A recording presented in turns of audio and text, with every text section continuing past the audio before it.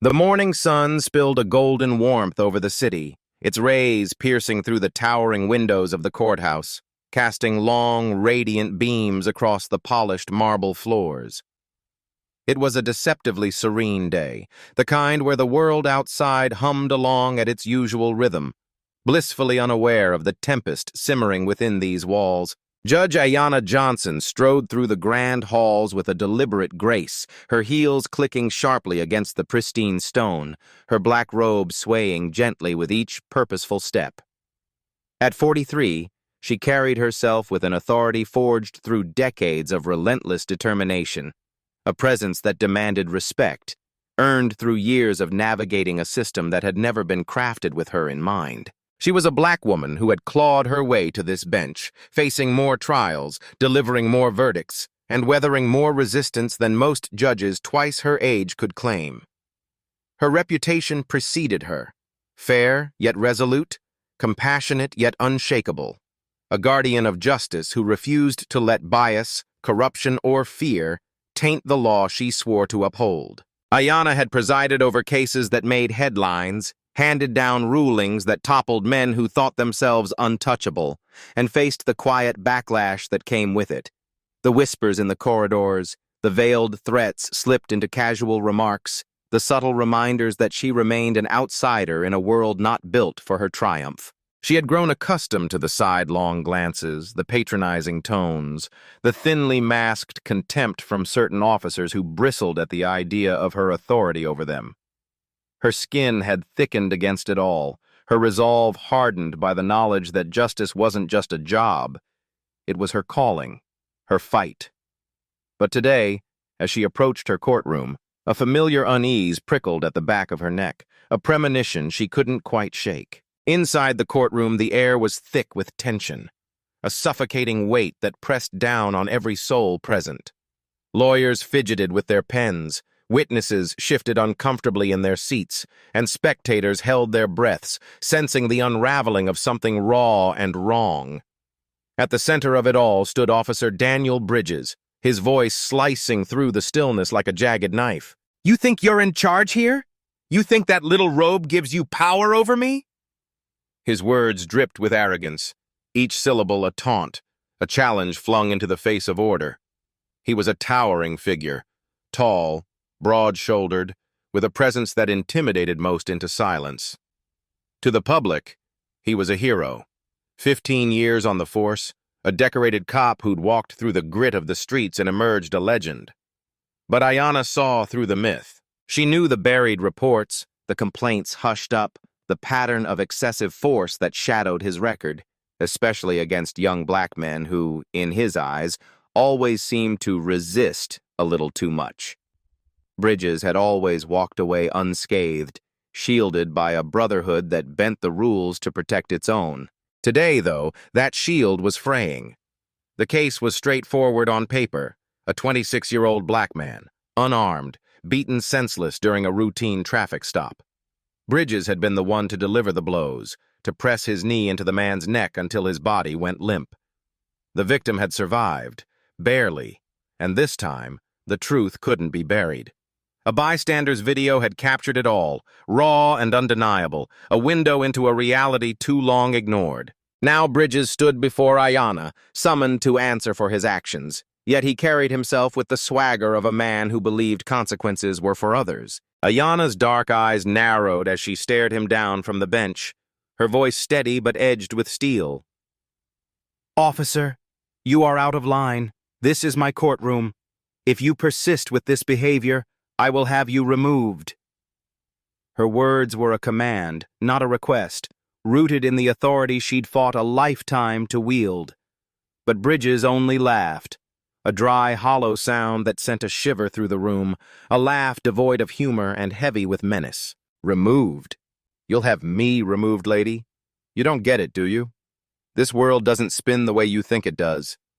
I'm done taking orders from people like you." His tone was a venomous jab, the "people like you" hanging in the air like a loaded gun, aimed not just at her, but at everything she represented. Gasps rippled through the courtroom like a wave breaking on a jagged shore. People shifted in their seats, some fumbling for their phones, instinctively knowing they were witnessing a moment teetering on the edge of disaster. Bridges took a step forward, his heavy boots thudding against the gleaming floor, the sound reverberating through the taut silence. His hand drifted to his hip, a casual yet deliberate move that set Ayana's nerves alight. "I will not warn you again," she said, her voice rising, firm and unyielding. "Stand down." But he didn't.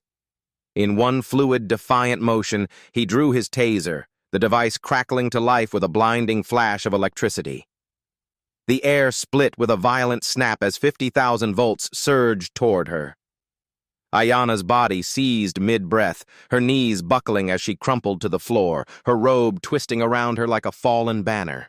Papers fluttered from the bench, scattering in a chaotic dance as her frame convulsed against the wood. The courtroom erupted. Gasps morphed into screams. A chair scraped harshly as the bailiff lunged forward, his hand on his holster. Lawyers shouted over one another, their voices a frantic cacophony, but Bridges stood unmoved, a smirk curling his lips as he watched Ayana writhe in agony on the floor of her own domain. "You see that?" he bellowed, his voice booming over the pandemonium, thick with a cruel triumph. "That's what happens when you forget your place." His eyes gleamed with a sick satisfaction, as if he'd just taught a lesson to a disobedient child rather than assaulted a judge in the heart of her court. When the taser's hum finally died, Ayana's body slumped against the floor, her breaths ragged and shuddering, her fingers twitching as though still wrestling with the phantom currents that had torn through her. Pain seared her every nerve, humiliation burned in her chest, but her mind remained a fortress, sharp, unbroken. Even in that moment of raw vulnerability, she knew this wasn't the end. This was a beginning, a spark that would ignite something far greater than his arrogance could contain. Chaos swallowed the room. The bailiff, a wiry man named Marcus with a decade of service under his belt, had his gun drawn now, his hands trembling not from fear, but from a fury he could barely contain. He'd always admired Ayana, seen her as a beacon in a system too often dimmed by compromise. Now, his voice cracked as he shouted, "Drop it! Drop it now!" But Bridges didn't flinch, his hands resting casually on his belt, his posture radiating a chilling confidence. The lawyers, usually so composed, were a mess of overlapping yells, one demanding an arrest, another pleading for calm, their briefcases forgotten as they grappled with the surreal horror unfolding before them. Spectators pressed against the pews, some crying, others filming, their shaky footage destined to become the match that lit a firestorm. Bridges didn't run. He didn't even look worried. He stood there basking in his defiance, certain that the system would bend to shield him as it always had. And for a fleeting moment, it seemed he might be right. The next hours blurred into a haze of reports, witness statements, and the police department's frantic scramble to smother the fallout. They placed him on administrative leave, a feeble gesture, a tap on the wrist for a man who'd just electrocuted a judge in open court. No charges, no cuffs, no reckoning. The nation watched, breathless, waiting for justice that didn't come. Then the video hit the internet. A spectator's recording, grainy but unmistakable, spread like wildfire across screens worldwide. Millions saw it. The crackle of the taser, the judge's body crumpling, the officer's smirk stretching wide as he loomed over her. Rage ignited, raw and uncontainable. News stations looped the clip relentlessly, each replay stoking the public's fury. Protests erupted, streets flooding with voices demanding accountability, their signs bearing Ayana's name alongside calls for an end to the impunity that shielded men like Bridges. Yet still, he remained untouched, a ghost slipping through the cracks of a system he knew too well. But justice, like karma, doesn't announce its arrival. It came for Bridges not with fanfare, but with a quiet, devastating force no one could have predicted. Days later, as the country held its breath, something shifted. Something beyond the courts, beyond the protests, something that struck deeper than any verdict could. What happened to him wasn't just punishment. It was a reckoning, a twist so profound it left the nation stunned into silence. Ayana, Rising from her hospital bed, her body bruised but her spirit unbroken, watched it unfold with a quiet satisfaction. She had always believed in the law, in its power to right wrongs, but this was a lesson in consequences, a reminder that abusing power carries a price, one that no badge could deflect. In the aftermath, the story became more than a courtroom clash. It was a mirror held up to a society wrestling with its flaws, a testament to resilience, and a warning that justice, though delayed, could strike with a force that shook the world. For Ayanna, for Marcus, for the millions who'd watched in horror and hope, it was proof that no one, not even a man like Bridges, could dim the light of those who refused to be silenced. The courtroom buzzed with a tense electric hum as Daniel Bridges slouched in his chair, his posture radiating an unshakable confidence that bordered on insolence. His broad shoulders relaxed against the wooden backrest, and a faint smirk played at the edges of his lips, tugging them upward as though he were mildly amused by the unfolding scene. To him, this was nothing more than a fleeting annoyance, a trivial bump on the road to his inevitable freedom. A freedom he'd tasted time and time again, slipping through the cracks of a system that seemed tailored to shield men like him. His sharp blue eyes glinted with a quiet defiance, scanning the room as if he owned every inch of it, every person in it. Across the room, Judge Ayanna Johnson settled into her seat behind the bench, her dark robes settling around her like a mantle of authority. Her presence commanded silence, her steady gaze cutting through the air like a blade. It was a look that had unraveled weaker men, reducing them to stammering apologies, but Bridges met it with that same infuriating smirk. As the proceedings kicked off, the attorneys launched into their opening statements, their voices rising and falling in a practiced rhythm. The prosecution laid out its case with precision, unveiling evidence piece by meticulous piece. Documents, timestamps, witness accounts, all building toward the moment everyone knew was coming. Then the screen flickered to life, and the video began to roll. The footage was raw, unfiltered, and utterly damning. Gasps rippled through the courtroom as the images played out, a scene so brutal, so visceral, that it seemed to suck the air from the space. Spectators shifted uncomfortably in their seats, some covering their mouths, others whispering in hushed, horrified tones. The violence captured on that grainy tape wasn't just an act. It was a statement, a glaring testament to unchecked power. And yet, there Bridges sat, his expression unchanged, his body still loose and untroubled. No flinch, no flicker of guilt, just that smirk, etched deeper now, as if he were watching a mildly entertaining rerun. The prosecution pressed forward, their final argument slicing through the room like a thunderclap. They demanded accountability, their voices trembling with righteous fury.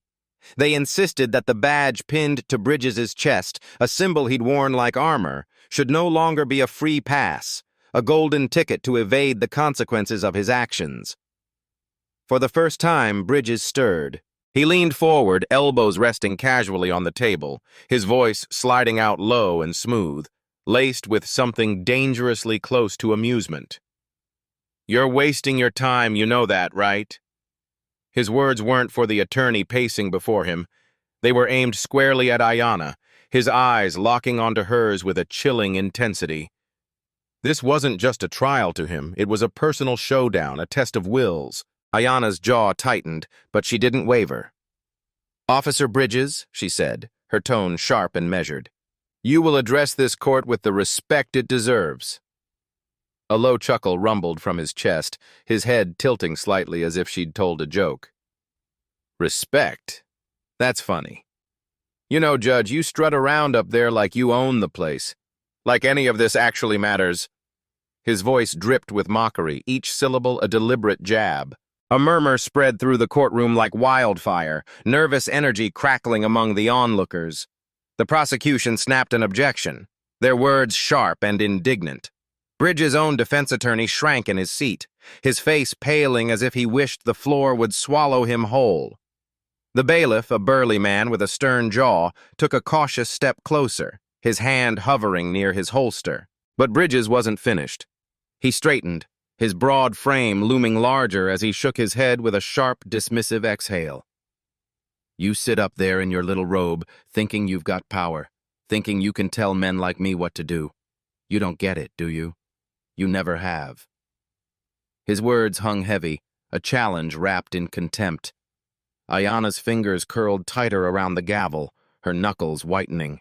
Her pulse thrummed steady and strong, a quiet anchor against the storm of rage swelling in her chest. "Officer Bridges," she warned, her voice cutting through the tension. "You are out of line. If you continue, I will hold you in contempt." That smile crept back onto his face. Not a warm one, not a genuine one, but something twisted, something that made her stomach churn. It was the smile of a man who'd already decided the rules didn't apply to him, a man who refused to let anyone, least of all a black woman, claim the upper hand. Then, in a heartbeat, everything shifted. Before the bailiff could close the distance, before anyone could register the glint of metal in his hand, before Ayanna's fingers could brush the emergency button hidden beneath her bench, Bridges moved. His hand darted to his belt, and with a fluid, practiced motion, he yanked the taser free. The next moments dissolved into chaos. A blinding flash of electricity split the air, followed by the sickening crackle of voltage tearing through flesh. Ayanna's body seized, a sharp, involuntary gasp escaping her lips as the current slammed into her. Her muscles locked, her limbs betraying her as 50,000 volts stole every shred of control. The gavel slipped from her hand, clattering against the wood with a hollow thud. Her vision blurred, the edges darkening as her mind scrambled to process the impossible. She was being attacked, right there in her own courtroom, in front of dozens of witnesses frozen in stunned silence. Then the darkness swallowed her whole. When awareness trickled back, the room had erupted. Shouts bounced off the walls, a cacophony of panic and outrage. Someone, maybe the bailiff, maybe a deputy, wrestled Bridges' arms behind his back, his smirk still intact even as they pinned him down. The bailiff's voice boomed, hoarse and frantic, barking for backup as he struggled to regain order. Ayanna's fingers twitched against the bench, the residual shocks still sparking through her nerves, leaving her trembling and unsteady. She'd been assaulted, tased, in the very space where justice was supposed to reign, by a man who'd just proven, in the most grotesque way imaginable, how untouchable he believed himself to be. For a fleeting, terrifying moment, as she sucked in ragged breaths and met his gaze, Ayanna wondered if he might be right. Even now, sprawled beneath the bailiff's grip, Bridges didn't look afraid. That smirk lingered, his confidence unshaken, his certainty absolute. He'd walk away from this, just like always. But what he couldn't see, what he couldn't possibly know, was that this time the ground had shifted beneath him. This time the world was watching. This time justice wouldn't bend so easily to his will. Hours later, the sterile scent of antiseptic hung thick in the hospital room where Ayanna lay, the rhythmic beep of the heart monitor slicing through the silence. The fluorescent lights overhead cast a harsh, unforgiving glow, bleaching the white sheets draped over her until they felt like ice against her skin. Her body ached, weak and unsteady from the taser's aftershocks, but her mind raced, a relentless storm of thoughts she couldn't quiet. Her fingers twitched faintly when she tried to lift them, a maddening reminder of how powerless she'd been in that courtroom, how powerless he'd made her feel. She'd spent her life building a career on the law, pouring herself into the pursuit of justice, believing with every fiber of her being that the system could work if people like her fought for it. And yet, here she was, flat on her back in a hospital bed, not because she'd broken the rules, but because she'd dared to enforce them against Daniel Bridges. His name alone sent a jolt of fury through her, her jaw clenching as the memory replayed in vivid, excruciating detail. She could still see the way he'd stared at her, that smirk curling his lips like a taunt, the arrogance dripping from his voice as he mocked her authority in her own domain. Then the taser, the blinding snap of electricity, the violent shudder as her body convulsed against the surge, the searing humiliation of collapsing in front of everyone she'd sworn to lead. The physical pain had faded, but the deeper wound, the rage, the betrayal, burned hotter with every passing second. She could still hear the audience's gasps, the stunned silence that followed, the disbelief that something so brazen could happen in a place meant to stand for order. A sharp knock jolted her from her spiraling thoughts, and the door creaked open. Naomi Carter stepped inside, her presence filling the room with a quiet intensity. They'd been friends for over a decade, sisters in all but blood, and Ayanna could see the fury simmering in Naomi's dark eyes, barely held in check. She'd been there in the courtroom, front row, watching it all unfold, watching the taser strike, watching Ayanna crumple. Naomi shut the door with a soft click, her arms crossing tightly over her chest as if to hold herself together. When she spoke, her voice was thick with barely restrained anger. "Do you know what's happening out there?" Ayanna blinked, her throat raw as she rasped, "I can guess." Naomi's laugh was bitter, cutting. "No, you can't. The whole city's exploding. That video's everywhere. Every phone, every screen. People are livid. They're marching outside the courthouse, the police station, the mayor's office. Protests are popping up all over, and Bridges? He's sitting at home, cracking open a beer like he didn't just tase a judge in broad daylight." Ayanna exhaled slowly, pushing herself up against the pillows despite the ache radiating through her frame. "They put him on administrative leave, didn't they?" Naomi's scoff was sharp, her head shaking in disbelief. "Administrative leave? He's getting a paid vacation while you're stuck here, hooked up to machines. It's a joke." The words stung, but they didn't surprise her. The system had always bent over backward for men like Bridges, cops with badges they wielded like crowns, untouchable no matter how far they stepped over the line. It was why he'd been so bold, why he'd dared to pull that taser in the first place. He'd counted on walking away unscathed. Naomi stepped closer, her expression softening just enough to reveal the worry beneath her anger. "So what are you going to do about it?" Ayanna's chest tightened, a slow, smoldering fire igniting within her. "You think I'm letting this go?" Her voice was quiet, but it carried a weight that made the air feel heavier. Naomi studied her for a long moment, then nodded, a flicker of approval in her eyes. "Good, because I'm not either." Over the next few days, the firestorm only grew. The video of Bridges tasing Ayanna had metastasized into a national scandal, replayed endlessly on news channels, and shared across social media with captions screaming for justice. Civil rights groups rallied, their leaders shouting into megaphones, demanding his arrest. Protesters flooded the streets, their signs bearing Ayanna's name alongside calls for reform. But despite the outrage, the response from those in power was maddeningly tepid. The police department issued a vague statement, calling the incident unfortunate, and promising a thorough internal review, words so hollow they might as well have been written in smoke. The mayor wrung his hands on live TV, expressing deep concern, but stopping short of any real action. And Bridges? He leaned into the spotlight, granting interviews with a casual swagger, spinning a tale of victimhood, claiming he'd felt threatened, that the situation had spiraled beyond his control. Some bought it, the same people who always rallied behind men like him, eager to excuse the inexcusable. From her hospital bed, Ayanna watched it all unfold, her anger sharpening with every carefully crafted lie Bridges fed the cameras. She'd seen this script before.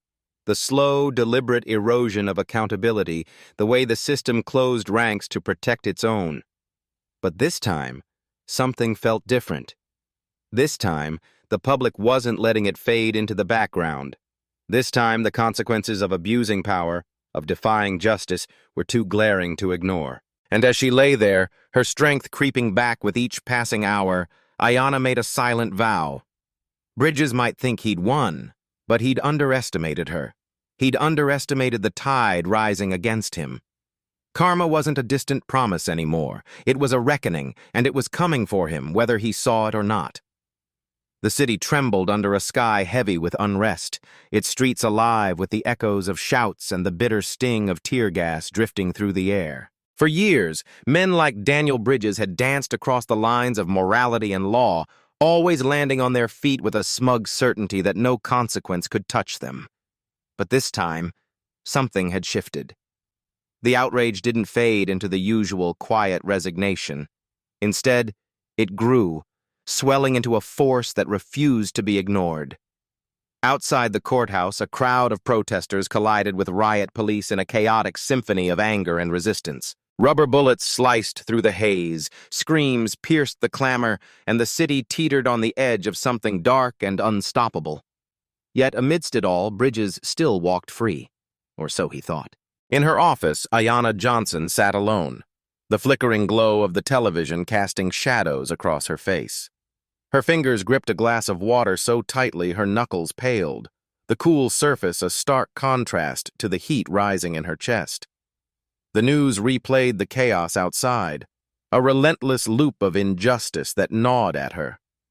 She had always believed in the law, trusted it as a pillar of fairness, a shield for the vulnerable. But now that faith crumbled, leaving a bitter taste in her mouth she couldn't swallow. She felt helpless, a sensation so foreign it clawed at her insides. She had spent years building a career on the promise of justice, and yet here she was, watching it fail her, and everyone else, on live television. A knock at the door jolted her from her spiraling thoughts. She looked up, expecting Naomi, her sharp-witted assistant who always seemed to know when to push and when to pull back. But this time Naomi wasn't alone. Standing beside her was a man Ayanna didn't recognize. Tall and impeccably dressed, he carried himself with a quiet gravitas, the kind that came from years of wading through the muck of humanity's worst moments. His name was Marcus King, a federal prosecutor, Naomi explained, her voice tinged with an urgency that made Ayanna's stomach twist. Marcus stepped forward, his expression unreadable, and took a seat across from her. Without a word, he placed a thick folder on the desk and slid it toward her. "I need you to look at this," he said, his tone steady but weighted with something unspoken. Ayanna hesitated, her fingers brushing the folder's edge before she opened it. As she scanned the documents inside, her pulse quickened, a drumbeat of realization thudding in her ears. Page after page revealed secrets, dark, sprawling secrets, that Bridges had buried deep. Her eyes snapped up to Marcus, searching his face for some hint of doubt, some crack in the facade. "This is real?" she asked, her voice barely a whisper, fragile with disbelief. He nodded. "It is." She swallowed hard, her gaze dropping back to the papers. This wasn't just about the humiliation Bridges had inflicted on her, the way he'd paraded his power in her courtroom like a king mocking a peasant. No. This was bigger, far bigger than her personal wounds.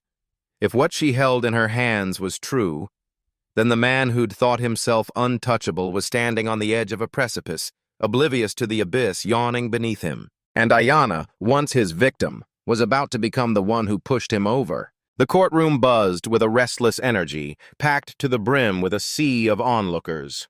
Some sat with tense anticipation, their jaws tight, while others leaned forward, eyes gleaming with a hunger for retribution. The air was thick, heavy with the weight of history unfolding in real time. This wasn't just another trial, another charade where the guilty slipped through the cracks of a corrupt system. This was a reckoning. At the defendant's table, Daniel Bridges sat rigid, his fingers tapping an erratic rhythm against the polished wood.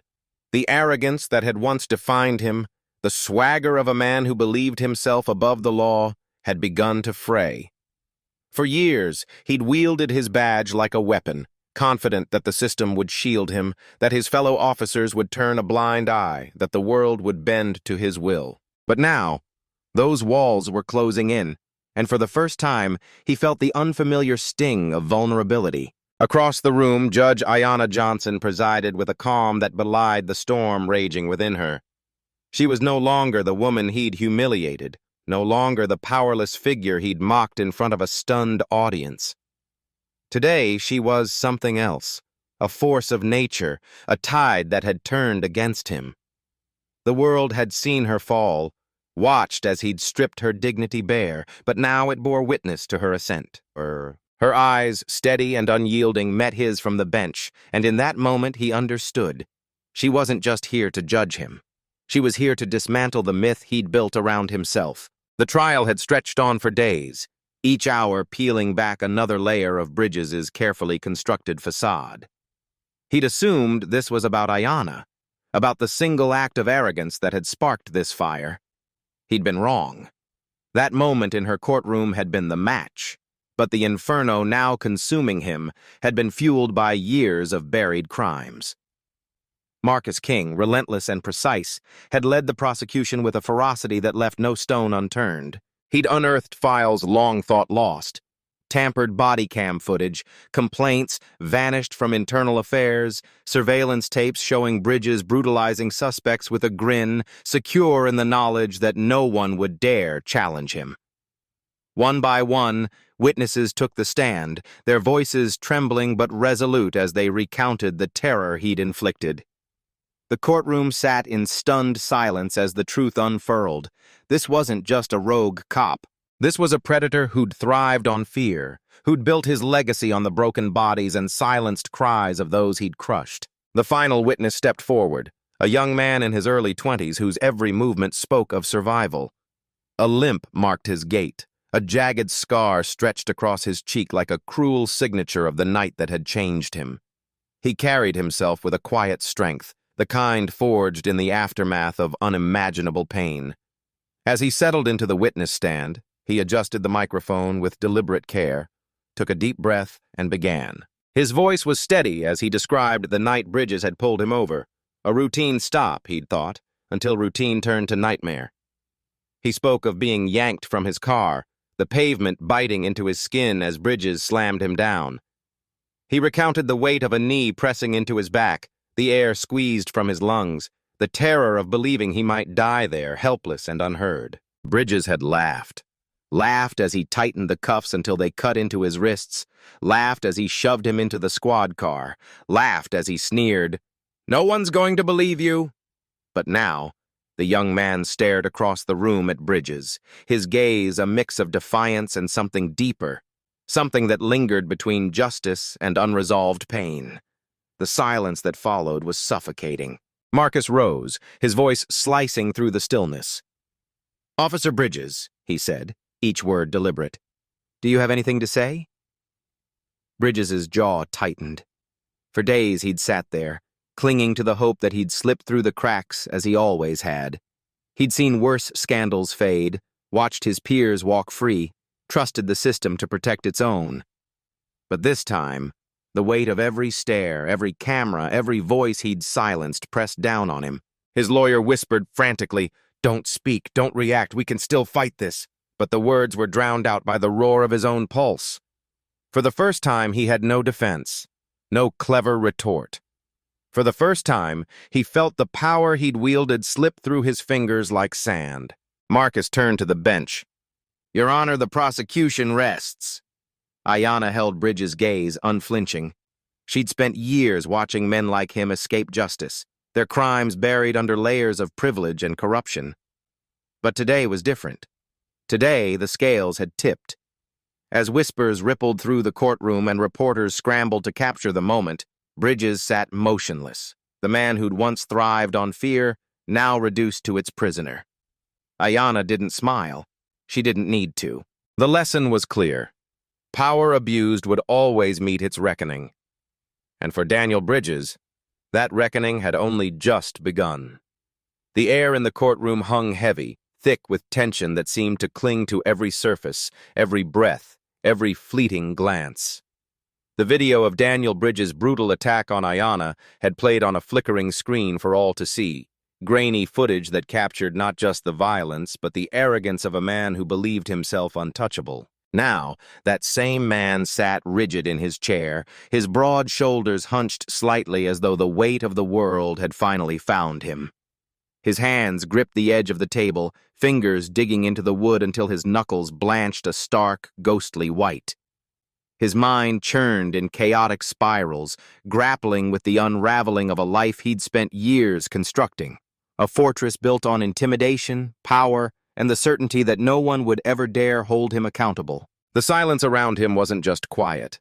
It was suffocating, pressing in from all sides, a relentless force that mirrored the dread pooling in his chest. Across the room, Ayanna sat still, her face a mask of calm that betrayed nothing of the storm raging beneath.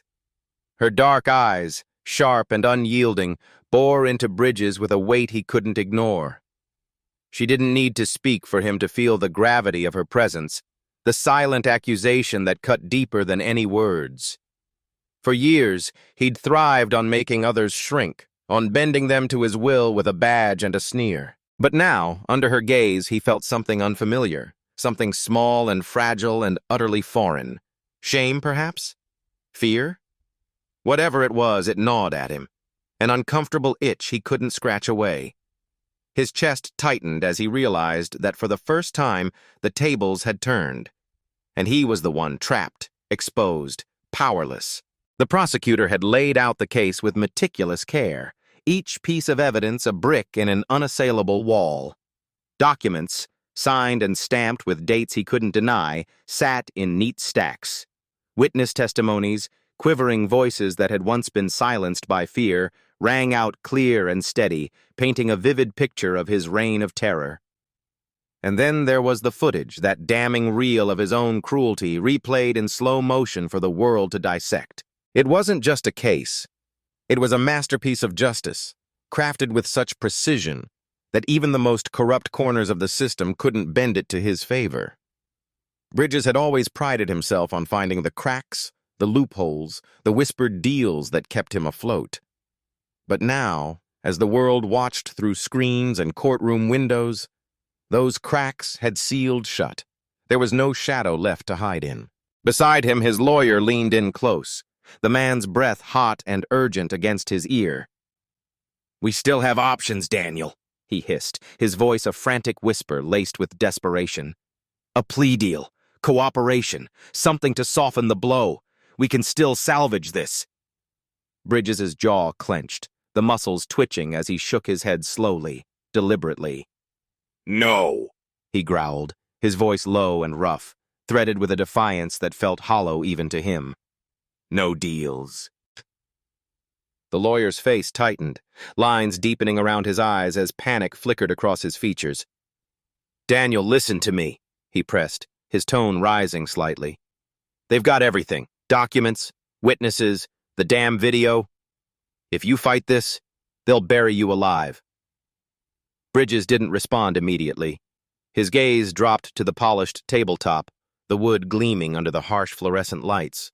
His mind raced, clawing at possibilities, searching for an angle he hadn't considered, a favor to call in, a string to pull. But the deeper he dug, the more he realized there was nothing left. The walls were closing in, tighter and tighter, and for the first time in his life, escape was a fantasy he couldn't afford to indulge. The judge's voice cut through the haze, sharp and commanding. "Mr. Bridges, do you have anything to say before we proceed?" The room turned as one, dozens of eyes pinning him in place. For a long moment, he didn't move, didn't breathe.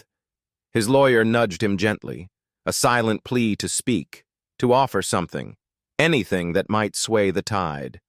But Bridges wasn't wired for begging. He didn't grovel, didn't bend. Slowly, he lifted his head, his steely gaze locking onto Ayanna's. "You think you've won?" he rasped, his voice hoarse and bitter, dripping with a venom he couldn't quite mask. "You think this changes anything?" A ripple of murmurs spread through the onlookers, a soft wave of shock and curiosity. Ayanna didn't flinch. She held his stare, her expression steady as stone, unshaken by his venom. Bridges let out a slow, ragged breath, shaking his head as if dismissing her victory. "This system," he said, his tone hardening, "it was built for men like me. You really think slapping cuffs on me rewrites the rules?" Ayanna leaned forward then, her hands resting lightly on the bench in front of her. When she spoke, her voice was quiet, measured, but it carried a force that sent a shiver racing down his spine. "You're right about one thing, Bridges," she said, her words deliberate and piercing. "This system was built for men like you, designed to shield you, to let you run rampant. But that's exactly why you're sitting there now, drowning in the mess you made." Her words lingered, heavy and unyielding, settling over the room like a thick fog. Bridges swallowed hard, his throat dry, but he forced a smirk onto his lips, a flimsy shield against the truth sinking into his bones. He wanted to believe he could still bluff his way out, that none of this truly mattered. But the cracks in his armor were widening. The prosecutor stepped forward again, his presence slicing through the tension like a blade. "Mr. Bridges," he began, his voice steady and resonant, "you speak as if this is just about you. A single man, a single story. But it's so much bigger than that. This isn't just about one case, one victim, one fleeting moment of cruelty. This is about every soul you've crushed under your heel, every report you buried in a drawer, every witness you terrified into silence, every family left to grieve someone they should have been able to trust."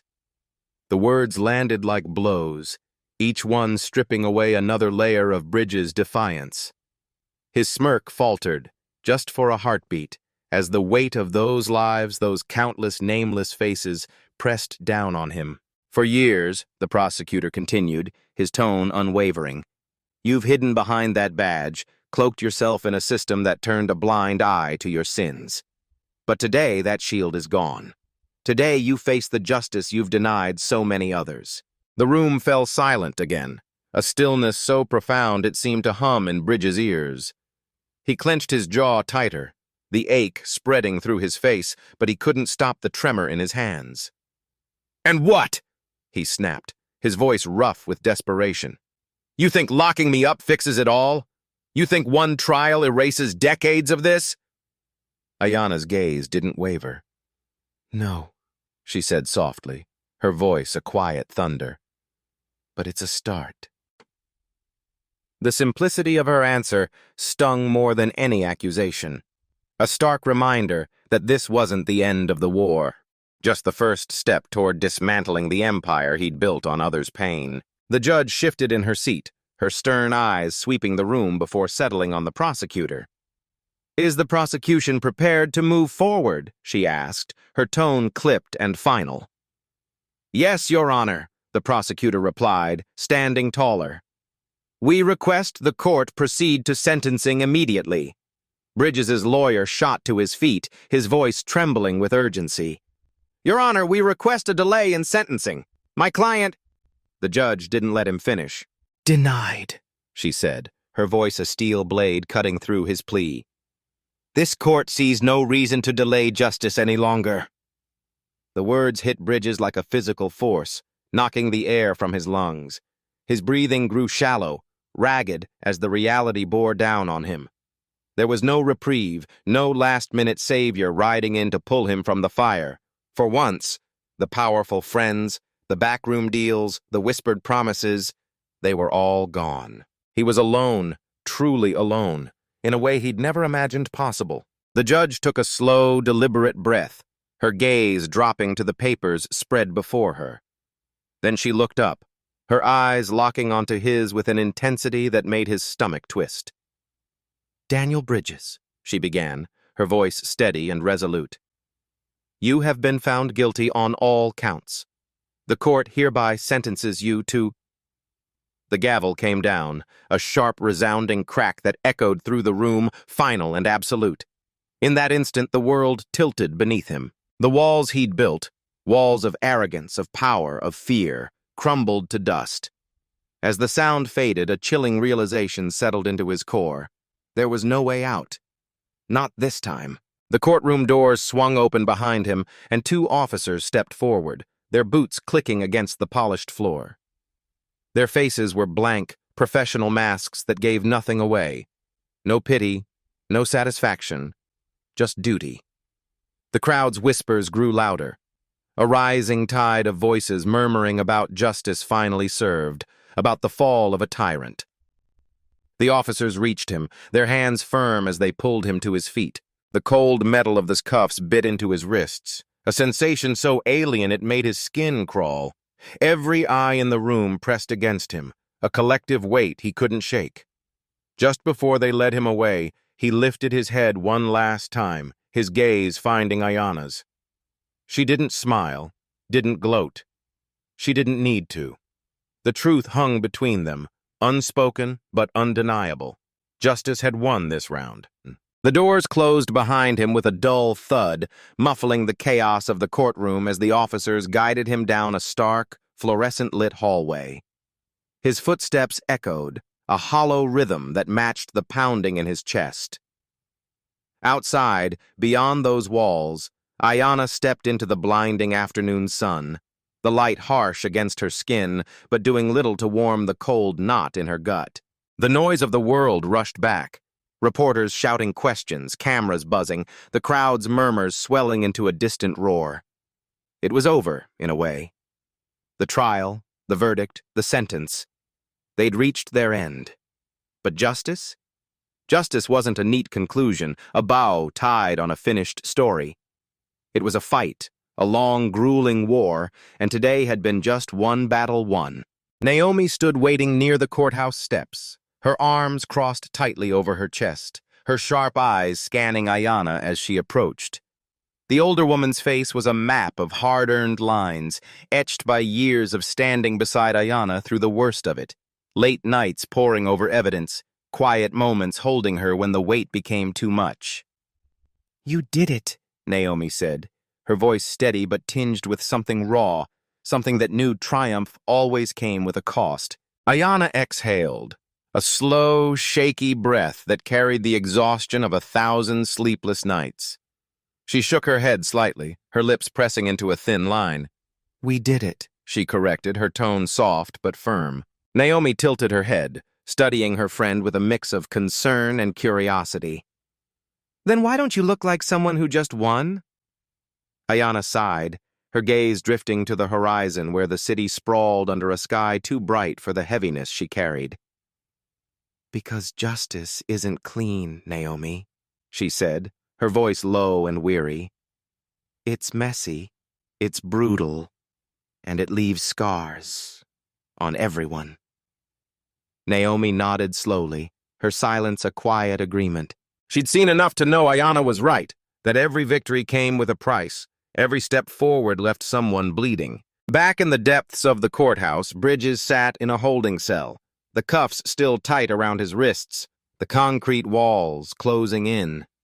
His mind replayed the day, the prosecutor's words, Ayana's unflinching stare, the judge's final decree. He'd always believed power was eternal, that men like him were untouchable, that the system would bend to protect its own. But now, stripped of his badge, his influence, his freedom, he saw the lesson etched in the ruins of his life. Power abused would always demand a reckoning. Justice might not fix everything, might not heal every wound or right every wrong, but it could start somewhere. And for Daniel Bridges, that start was a cold cell and a sentence he couldn't outrun. The air outside the courthouse buzzed with restless energy, thick with the clamor of voices that refused to fade even as the sun dipped lower in the sky. A sea of faces stretched across the steps and spilled onto the street.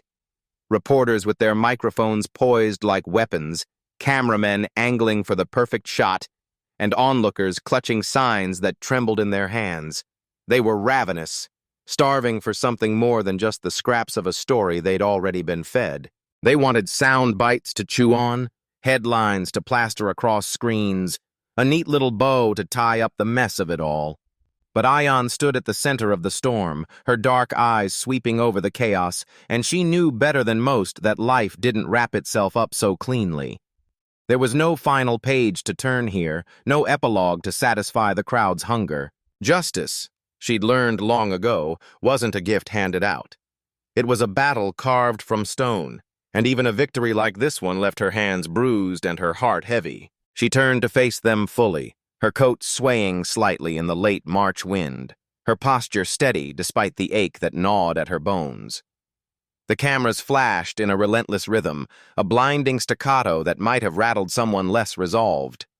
Microphones thrust toward her, a tangle of metal and wire, while voices overlapped in a frantic chorus, shouting her name, demanding answers, pleading for a piece of her.